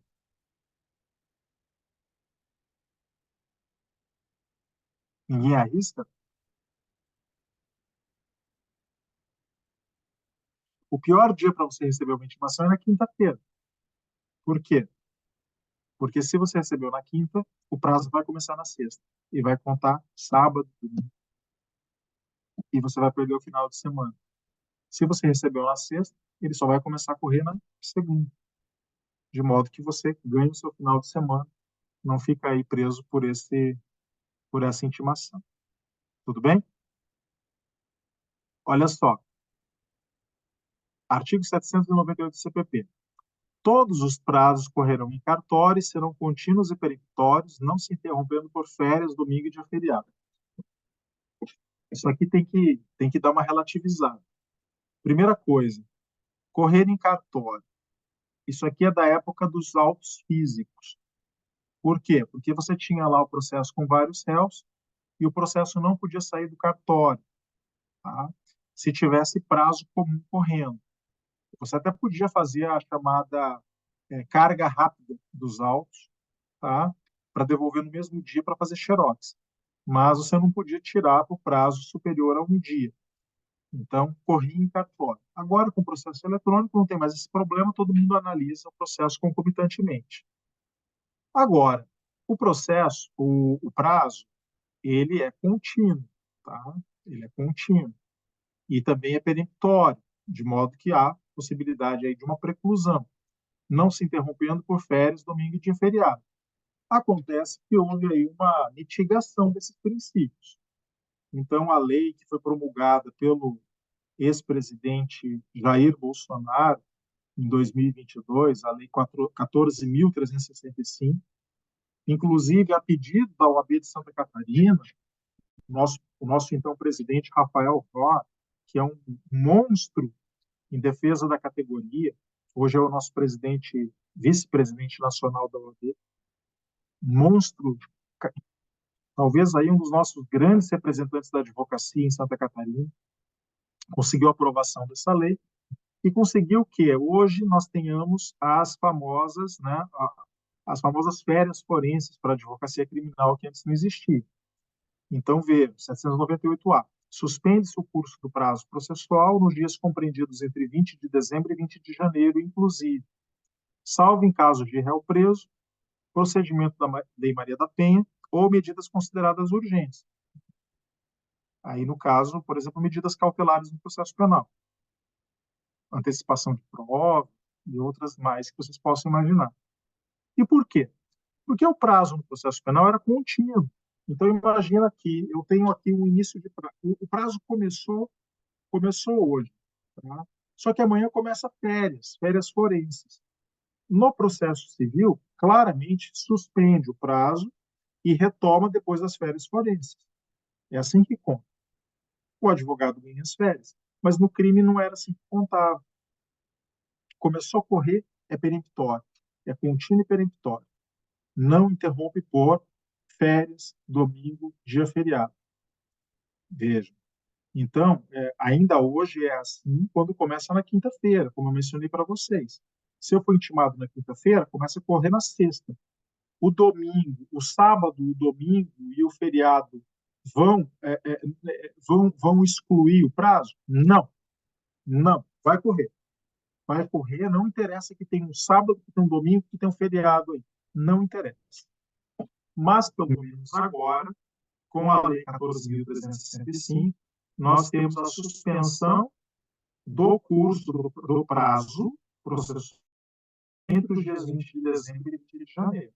Então, se lá no dia 19 de dezembro eu fui intimado para cumprir o prazo processual no processo criminal, não é réu preso, não é Maria da Penha, não é medida cautelar considerada urgente, eu posso cumpri-lo somente após o término desse prazo aqui.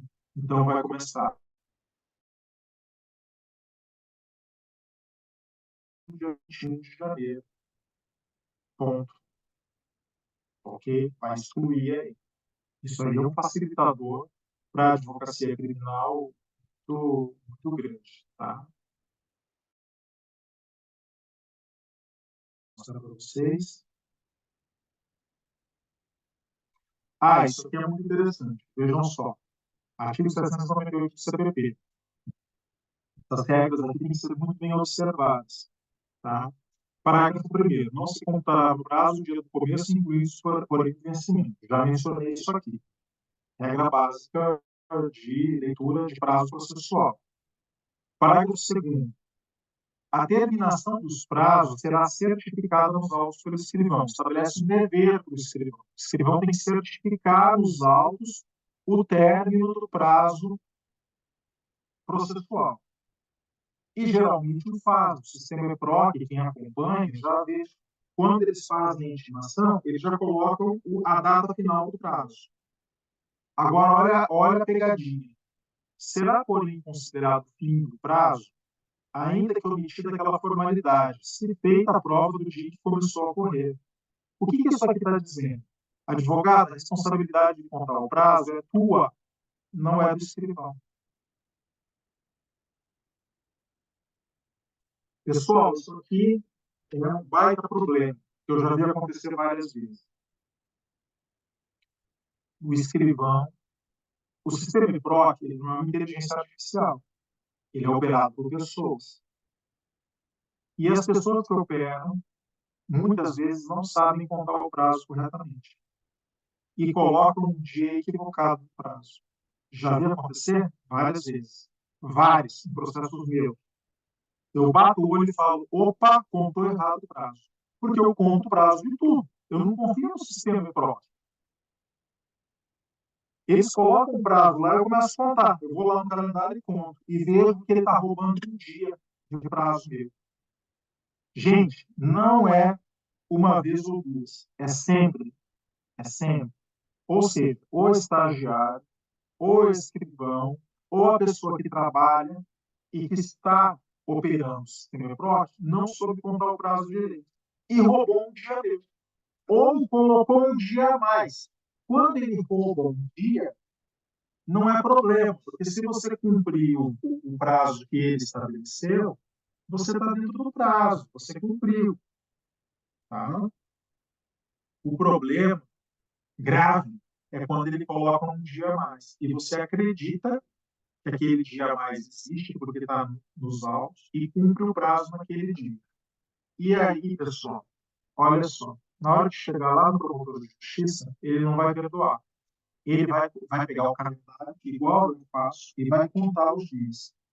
E vai dizer, olha aqui, ó, o advogado cumpriu o prazo um dia depois, acreditando na certificação do escrivão no EPROC.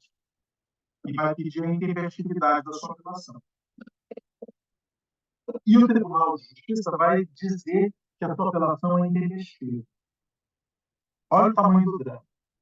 E aí você vai impetrar um habeas corpus dizendo que você foi enganado pelo escrivão. Que o escrivão constou nos autos um prazo inexistente e que você acreditou. E aí você vai falar em boa-fé objetiva, você vai falar em... você vai tentar de todas as formas fazer com que aquele prazo valha, e não vai valer. Não vai valer. Ou seja, a responsabilidade de contar o prazo é tua. Se você perdeu o prazo, você perdeu. Você não poderá alegar que foi induzido em erro pelo escrivão ao colocar um prazo equivocado nos autos. Eu quero deixar isso aqui muito claro para vocês. Muito claro. Muito claro. Tá? Muito claro. E vou falar pela última vez. A responsabilidade é do advogado. A responsabilidade é de quem tem que cumprir o prazo. Não é do escrivão. O prazo que terminar em domingo ou dia feriado considerar-se prorrogado até o dia útil imediato. Então, tranquilo. Tá? Terminou no domingo, vai cumprir na segunda-feira, sem problema. Não ocorrerão os prazos se houver impedimento do juiz, força maior ou obstáculo judicial oposto pela parte contrária. Isso aqui é uma questão de fato, você vai ter que demonstrar a questão de fato que gera esse impedimento, a força maior ou obstáculo judicial. É uma situação que eu, particularmente, quase não vi na minha vida profissional acontecendo, tá? Mas pode acontecer, né?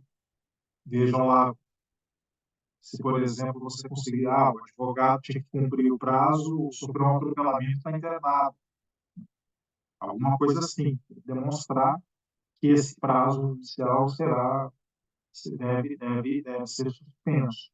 É muito difícil de acontecer, tá? O Código de Processo Civil, ele menciona a justa causa para suspensão de atos processuais, que pode, inclusive, ser chamado aqui em analogia para sustentar esse parágrafo 4. Então, se você comprovar que você está impedido, por exemplo, por uma internação, chegou um fato, posso demonstrar isso por atestado médico, mostrar que não tinha condições de cumprir o prazo. Parágrafo 5º. Salvo casos expressos, os prazos correrão da intimação, já havia falado isso, da audiência em que foi proferida a decisão, já tinha falado isso, ou do dia em que a parte manifestar os autos sem equívoco. Pode ser que não tenha tido uma intimação formal, mas eu manifestei, eu tenho uma petição, e nessa petição eu me manifestei sobre a decisão do juiz. Então, veja, embora não tenha tido uma intimação determinada pelo magistrado, ao manifestar sobre a sua decisão, eu automaticamente me dei por intimado, eu constei no procedimento ciência inequívoca daquela decisão. Portanto, não poderia alegar que não há conhecimento a respeito dela. Se houver um prazo para um recurso de uma decisão interlocutória, por exemplo, eu me manifestei. Então, talvez o juiz tenha se manifestado, o juiz despachou nos autos, eu pedi uma reconsideração do despacho do magistrado, automaticamente eu pedi a reconsideração, eu ter ciência inequívoca do conhecimento do seu despacho, só que consta do Código de Processo Penal o prazo para interposição de recurso em sentido estrito, que é o nosso correlato ao agravo de instrumento no processo civil. Mas eu deixei passar o prazo em branco. Tá? Então, evidentemente, acontecerá a perda do prazo. Por quê? Porque eu, ao me manifestar, pedindo a reconsideração, eu manifestei conhecimento inequívoco daquela decisão, já estava correndo o prazo e deixei de interpor o recurso em sentido estrito adequado para atacar aquela decisão. Por fim, o sistema EPROC, eu já mencionei para vocês aqui, né? E ele começou a ser aplicado, essa regra, a partir do dia 5 de abril de 2021. E a regra que nós temos é a seguinte, olha só, é aquela história dos 10 dias. Como é que funciona? Toda intimação colocada no EPROC, no sistema eletrônico, em Santa Catarina, no Poder Judiciário de Santa Catarina, não é no STJ, não é no Supremo, não é em outros tribunais de justiça. Cada tribunal adota sua própria sistemática. Aqui, em Santa Catarina, no EPROC do TJ Santa Catarina, todas as intimações são disponibilizadas no sistema e concede-se às partes o prazo de 10 dias para abertura voluntária da intimação ou para abertura automática da intimação depois do decurso do prazo dos 10 dias.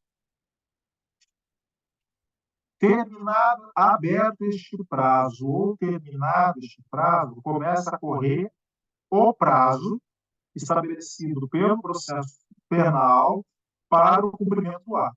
Então, eu tenho lá um cumprimento de ato em 5 dias. Então, disponibiliza, tem 10 dias para abrir, terminados os 10 dias, começa a correr os 5 dias do prazo. A regra disso é a regra do Código de Processo Penal, prazo processual. Então, tem uma simulação, que é uma simulação que eu peguei, inclusive, no site do TJ. Tá? Não fui eu que criei essa simulação aqui, não. E aí, vocês podem acessar lá, ela está disponível. Eles colocam como exemplo assim. Tomemos como exemplo uma intimação acontecida em março de 2021. Foi quando foi criada essa regra. Se a consulta é intimação, eu consultei, eu abri, tá? Eu abri a intimação. A intimação foi colocada, ela tinha prazo de 10 dias. Eu podia não abrir, mas eu consultei. Se ela for consultada na segunda-feira, dia 15 de março, que é um dia útil, o dia do início da contagem será o dia seguinte, terça-feira, 16. Regra geral, não tem dificuldade nenhuma. Então, abrir a intimação, exclui do início e inclui do final. Abrir na segunda-feira, exclui a segunda-feira, começa a contar na terça. Ponto. Se a consulta for realizada na sexta-feira, eu abri na sexta. O dia do início da contagem será na segunda-feira. Mesma regra. Já tínhamos falado sobre isso aqui. Eu falei agora, qual é o pior dia para você abrir uma intimação? Quinta-feira. Se você abrir na quinta-feira, começa a correr na sexta. Você matou o seu final de semana. Nunca abra uma intimação na quinta-feira. Se é para abrir, abra na sexta, para você não perder o final de semana. Abriu na sexta, começa a correr na segunda, exclui o final de semana. Se a consulta for realizada em dia não útil, por exemplo, um sábado, um domingo, ou dia feriado, então a intimação será considerada ocorrida apenas no primeiro dia útil seguinte, segunda-feira. E o dia do início contará na terça. É aqui que dá confusão. É aqui que dá confusão. Eu vou repetir. Eu abri a intimação no EPROC no domingo. Eu fui lá e consultei. Na hora que eu abri, eu me dei por intimado. Só que pelo sistema EPROC, essa abertura ela não deve contar no domingo, ela deve contar como sendo feita na segunda. Então, se conta como sendo feita na segunda, o dia do prazo inicial não é segunda, é terça, porque exclui o início e inclui o final. É aqui que às vezes vem uma pessoa lá que está cuidando do sistema PRO, que não conhece essa regra e coloca que o prazo é um dia a menos. E aí o advogado muitas vezes acaba se confundindo, né, pela informação equivocada que constou da prova. Tome cuidado com isso daqui. Bom, dupla intimação eu já mencionei para vocês, já falei. Tá? Juiz tem prazo? Juiz tem prazo? Juiz tem que observar prazo? Olha, a lei processual penal, ela diz que sim. Tá? Então, eu sempre cito aí os artigos 800 e 801. Artigo 800. Os juízes darão seus despachos e decisões dentro dos seguintes prazos: 10 dias se a decisão for definitiva ou interlocutória mista. 5 dias se for interlocutória simples. 1 dia se tratar de despacho de mero expediente. E aí vocês vão falar para mim, professor, qual é o juiz que cumpre esse prazo? Nenhum. Nunca vi. O artigo 801 do CPP estabelece uma sanção para os juízes que não obedecerem esse prazo. Vejam lá. Tendo os respectivos prazos, os juízes e os órgãos do MP responsáveis pelo retardamento perderão tanto os dias de vencimento quanto os forem os excedidos. Na contagem do tempo de serviço para efeito de promoção e aposentadoria, a perda será do dobro dos dias excedidos. Bom, aqui está dizendo que em cada processo que o juiz atuar, se ele tiver 1 dia de atraso, ele vai perder 1/30 avos do seu salário. 1/30 avos do seu salário. E que ele perderá em dobro o tempo de contagem de aposentadoria. Então, essa aqui é a norma mais inaplicada do Brasil em todos os tempos. Desde que o Código de Processo Penal de 1941 vigora, essa lei, esse artigo 801, se alguém perguntar para mim qual foi o artigo do Código de Processo Penal que nunca foi aplicado, você chutaria. Eu chuto dizer que o 801 nunca foi aplicado em nenhuma comarca, por nenhum juiz, por nenhum tribunal do Brasil. Jamais. Porque os juízes iam ficar devendo salário do Estado. Tá? Nunca foi. Mas vocês precisam tomar conhecimento que essa sanção existe, está prevista no artigo 801 do CPP. E, por fim, para terminar essa aula, regras do Código de Processo Civil. Lá no início do processo penal, da nossa aula, eu mencionei para vocês o artigo 3º do CPP, que permite a aplicação analógica e a aplicação extensiva do Código de Processo Civil ao Código de Processo Penal. Perfeito. Mas a Corte Especial do STJ já decidiu que o processo civil em matéria de prazo não se aplica ao processo penal. O processo civil tem suas próprias regras, o processo penal tem suas próprias regras. E, nesse aspecto, não cabe aplicação analógica das regras do processo civil no processo penal em matéria de prazo. Em matéria de prazo. Porque o Código de Processo Penal é lei especial e ele trabalha de maneira muito completa com essas questões. Portanto, eu devo aplicar as regras do processo penal específico. Isso aí surgiu porque, quando o processo civil, o novo CPC surgiu, ele trouxe vários benefícios em matéria de contagem de prazo. Por exemplo, no processo civil, só se contam dias úteis. Só se contam dias úteis. Para o processo penal, não se contam dias corridos. É por isso que nós estamos aqui falando sobre domingo, sobre sábado, sobre o dia feriado. Então, eu vou contar sempre o dia, né, o dia corrido, jamais o dia útil. Então, claro que os advogados criminais, na época, tentaram puxar as regras do processo civil para o processo penal para beneficiar o prazo aqui. Mas isso não ocorreu e já foi declarado pelo STJ como não devido. Era isso que eu tinha para falar para vocês na data de hoje. Pergunto se existe alguma dúvida, alguma questão que possa ser trabalhada aqui, ou depois também podemos voltar a essa questão em sala de aula, não tem problema. A partir da semana que vem, pelo menos a previsão do tempo diz que a partir de amanhã já vai estar melhorzinho, né? Então, semana que vem já teremos nossa aula normal e presencial. Alguma pergunta? Algum questionamento? Tranquilo? Então, eu desejo aí, meio-dia em ponto, desejo um bom almoço para vocês e bom descanso para quem for descansar, bom trabalho para quem for trabalhar. Tchau, tchau. Até a próxima. Eu que agradeço.